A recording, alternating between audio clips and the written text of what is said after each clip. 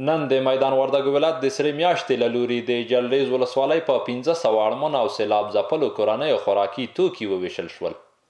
په دغه توکو کې 100 کیلو اوړه، 8 کیلو لوبیا، غوړي او نور اړین خوراکي توکي شامل وو. نن ورځ د ولایت کې د جلریز ولسوالۍ کې 1500 کورنیو ته توزیع لرو چې دغه مواد د ورور اسلامي ملک هلال احمر ترکیه او د عالمي فدریشن د خوانه موږ ته راکړل شوي دي.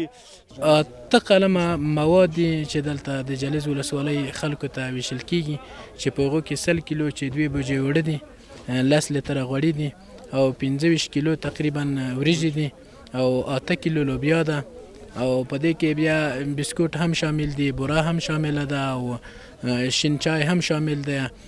سیلاب ځپلې او اړمنې کورنۍ مرستې ته خوښې دي، خو وایي د اسلامي امارت چارواکي دي دغه مرستو ترڅنګ دوی ته بندونه، ویالې او چکډمونه ورغوي ترڅو د سیلابونو له زیانونو خوندي شي.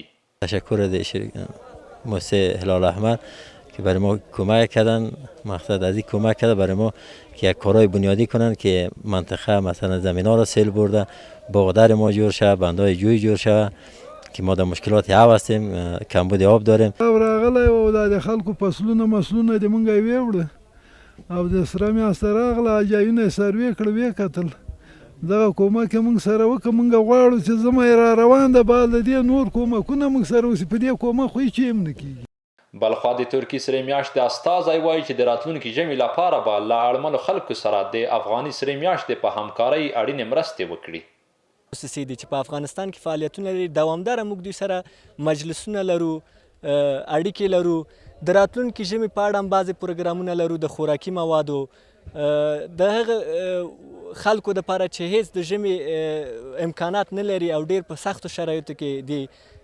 دغو ته موږ خوراکي کومکونه یې د البسې، د ژمني کالیو هغې کومکونه یې دغه پروګرامونه موږ لرو.